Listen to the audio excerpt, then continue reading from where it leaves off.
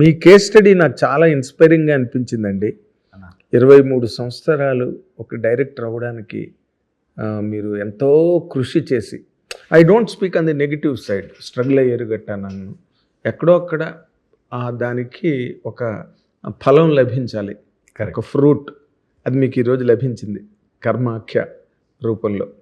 So దీన్ని ఎంతవరకు మీరు సద్వినియోగం చేసుకున్నారు అంటే ఏం చెప్తారండి? నా సిన్సియర్ ఎఫర్ట్స్ పెట్టాను ఆ సినిమాలో.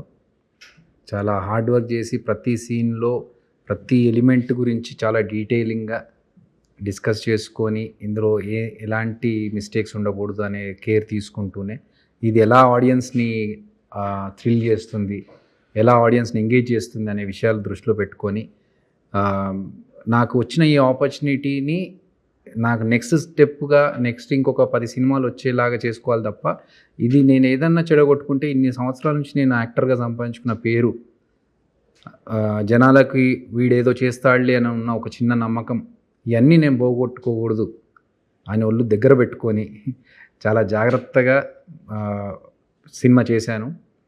అది ఆడియన్స్కి నేను అనుకున్న విధంగానే ఆడియన్స్కి చేరుతుంది, నేను అనుకున్న ఫీల్లోనే వాళ్ళు రిసీవ్ చేసుకుంటారు, వాళ్ళు అంతే థ్రిల్ ఫీల్ అవుతారు అనేది నేను ఎక్స్పెక్ట్ చేస్తున్నాను. సో రిలీజ్ అయిన తర్వాత వాళ్ళు ఇచ్చే సపోర్ట్ కానీ ఆశీర్వాదం కానీ నాకు ఎలా ఉంటుందనేది. ఇప్పుడు ప్రత్యేకంగా సపోర్ట్ని ఆడియన్స్ ఎవరు అందించరండి. ఇక్కడ మీ కోసం మీరే ఆడియన్స్ని క్రియేట్ చేసుకోవాలి, మీకోసం మీరే ఆ ఎక్సైట్మెంట్ని క్రియేట్ చేయాలి. ఆ ఎక్సైట్మెంట్ ఈ సినిమా ద్వారా ఎలా వస్తుంది? మీరు ఒకసారి మన ట్రైలర్ చూసినట్లయితే చూశాను. మీకు ఎలా అనిపించింది అన్న? బాగుంది, ఇంట్రెస్టింగ్ అనిపించింది. సో అంతే అన్న, మనకు ఏంటంటే దట్ ఈస్ ద షోరీల్. మనకు మన సినిమా ఎలా ఉండబోతుంది అనేది ఒక ట్రైలర్లో ఒక గ్లిమ్స్ ఇచ్చాం మనం. ఇది థ్రిల్లింగ్ ఎలిమెంట్. దాంట్లో మనకు ఒక క్వాలిటీ పరంగా ఎలా ఉంది, ప్రొడక్షన్ క్వాలిటీ సైజ్గా అక్కడి నుంచి చూసుకున్న మ్యూజిక్ ఎలా ఉండబోతుంది, విజువల్స్ ఎలా ఉండబోతున్నాయి, యాక్టింగ్ ఎలా ఉండబోతుంది అనేది చిన్న చిన్న హింట్స్ ఇచ్చుకుంటూ వెళ్ళాము. అండ్ కాన్సెప్ట్ ఏమిటి అనేది కూడా మనం 2-3 డైలాగ్స్లో అక్కడక్కడ హింట్స్ ఇచ్చవచ్చు. సో ఇది ఆడియన్స్ని డెఫినెట్గా థియేటర్ వరకు రప్పిస్తుందనే నమ్మకం నాకు కలిగింది మొన్న ట్రైలర్ ఆడియన్స్ మధ్యలో రిలీజ్ చేసినప్పుడు కానీ, దానికి వస్తున్న స్పందనను చూస్తుంటే.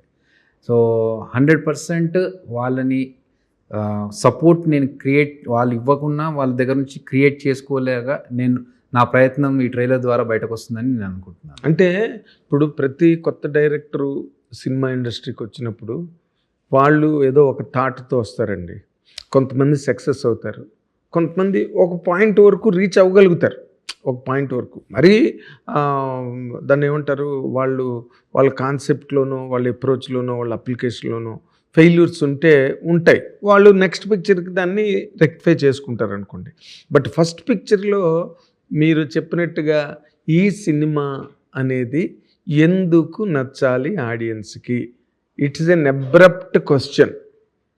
నచ్చాలి అంటే డిఫరెంట్ స్క్రీన్ ప్లేతో ఒక మంచి ట్విస్ట్లు ఉన్న సస్పెన్స్ ఉన్న మూవీ అన్న ఇది. సో సస్పెన్స్ని ఇష్టపడి థ్రిల్లింగ్ మూవీస్ చూసి, థ్రిల్లర్ మూవీస్ చూసే వాళ్ళందరికీ డెఫినెట్గా వాళ్ళు అనుకున్న మార్క్ ఏదైతుందో అది రీచ్ అవుతాం మనము. సో అలా ఏదైతే ఎక్స్పెక్టేషన్స్తో వాళ్ళు ఉంటారో వాళ్ళ ఎక్స్పెక్టేషన్స్ మీట్ అవుతాం.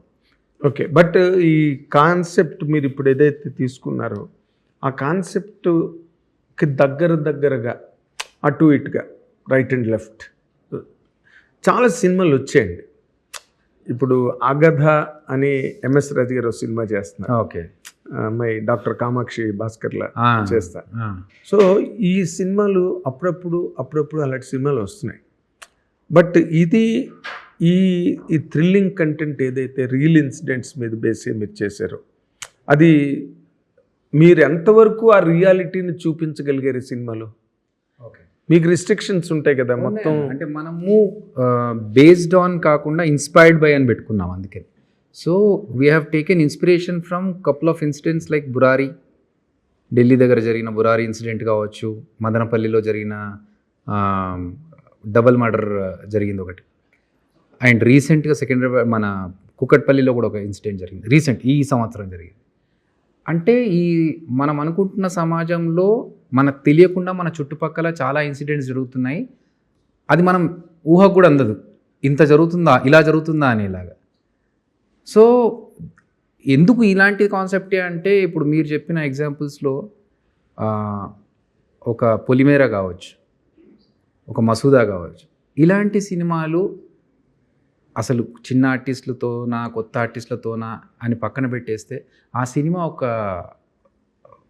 ఒక పవర్ గుంజింది. అంటే లైక్ ఆడియన్స్ని థియేటర్ల వరకు రప్పించింది. వాళ్ళందరూ కంటెంట్లోనే ఉంది. ఎగ్జాక్ట్లీ. సో అలాంటి కంటెంట్ ఉన్న సినిమా మన సినిమా. సో నేను జబర్దస్త్లో ఇన్ని సంవత్సరాలు చేశాను ఒక టీమ్ లీడర్గా.